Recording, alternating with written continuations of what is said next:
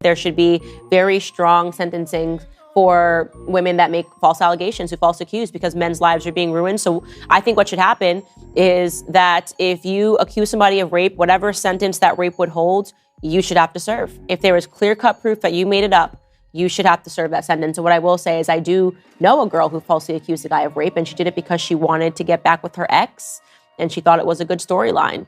And it was absolutely disgusting. And I am no longer friends with that girl to this day. And you know what? I was so young then, but I should have had the courage to call the police and have told them that, hey, I do think that she's lying. I can't say for certain that she was lying, but it was a little suspect to me. And I do believe that she did it to get back with her ex. And it worked. You know, all too suddenly we hear this story. We hear these stories about how these men have been imprisoned wrongfully, especially with some of these high school boys, with these little fresh, quick chicks that's around there, and they don't want their fathers to recognize that they're little hoes in the making, and they want to blame or they want to claim rape or sexual harassment or essayed.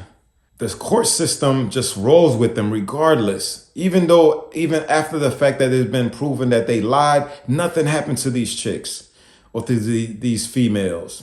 Men need to protest and make sure that that woman that falsely accused them do the exact same time that they were trying to put on them. I think it's about time that we as a society start to hold women accountable, especially these categories of women. Women who lie against men in an attempt to implicate them in a rape charge, right? Women who wrongly testify in court that they have been raped by a man when the man is completely innocent, and the women who commit paternity fraud. The paternity fraud part is even worse, where the judges will force the man, knowing that that's knowingly not his child, they'll still force the man's hand to the fire by saying, well, you've been there, you're going to continue doing that.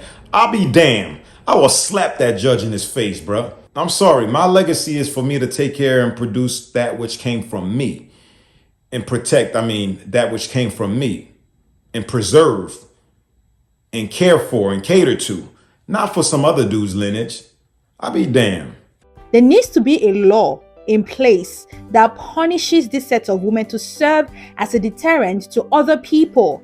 Women just out here ruining men's lives as if they do not have emotions, as if they're not humans themselves. There have been cases and cases of men that have been sent to jail for raping them, whereas the men were innocent.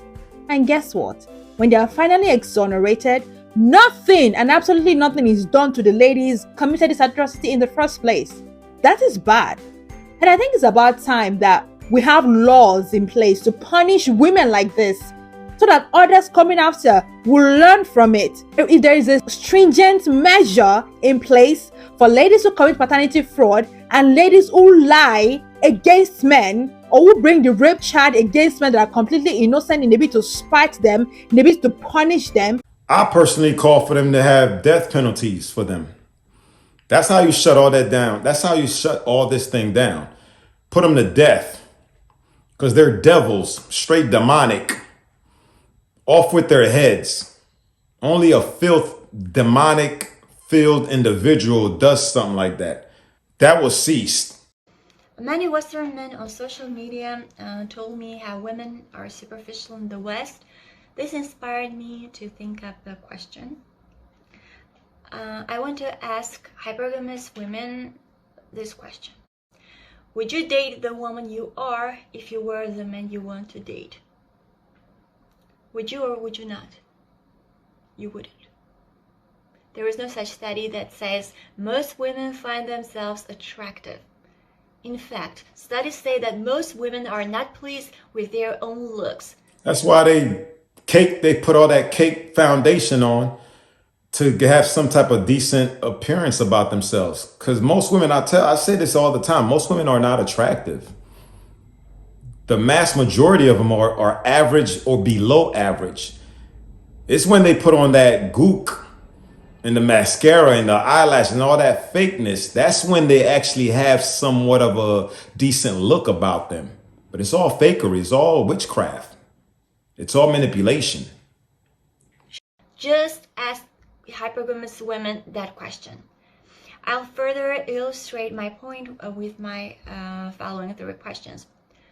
Why would attractive men whom so many women desire date you? What are your priorities that would make them choose just you? If you can't overlook a man's unattractive looks despite him having good morals and personality, then why do you hope attractive men would overlook your unattractive looks? It's really astonishing how delusional and entitled some women might be. They are dramatic, unattractive, promiscuous, drink a lot, yet they believe they deserve to date a man whom many women desire. You want to date a hot, rich, funny, and communicative man, but if you were that man, would you date an unattractive, unfunny woman with a high body count? You don't have good looks, but you still hope an attractive man who has the chance to sleep around with many women and maybe just sleep around and has the chance to date attractive women would prefer to settle down with someone lower than his league. One has to be delusional to think that an attractive man would bother to limit his freedom only to date someone with lower sexual market value than his own, and more absurdly, when the only good thing she can offer is what many other men have already experienced without needing to commit to her. And that is the number one thing that they fail to recognize. Why the hell should I invest in that when you done gave it so many times for free to these other dudes? You're worthless. You're worthless. And I'm going to treat you, a matter of fact, I don't even want none. I don't even want to dip in that thing. That's nasty. You got, you're corroded with all these, you infested with all these damn DNA in your system. Yuck, disgusting. Yeah, you want me to commit to you and put a ring on that? What?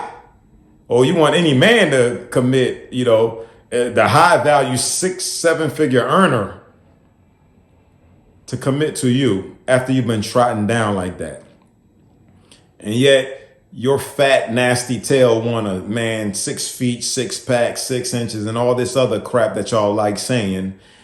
And yet you bring nothing to the table. You want to cook, you don't want to clean, you don't want to sweep the floor, you don't want to wash clothes, you don't want to do nothing. You want him to come home and still do these things for you while your fat tail just sit on the couch and keep getting fatter and fatter and fatter. Make that make sense. But this is the American delusional system that we're in. And you fat, nasty, disgusting chicks, feminine, brute beast, parasites, this is y'all heaven. Enjoy it. Knock Low is here, y'all. Thanks for checking me out. I'm gonna catch y'all on the next one.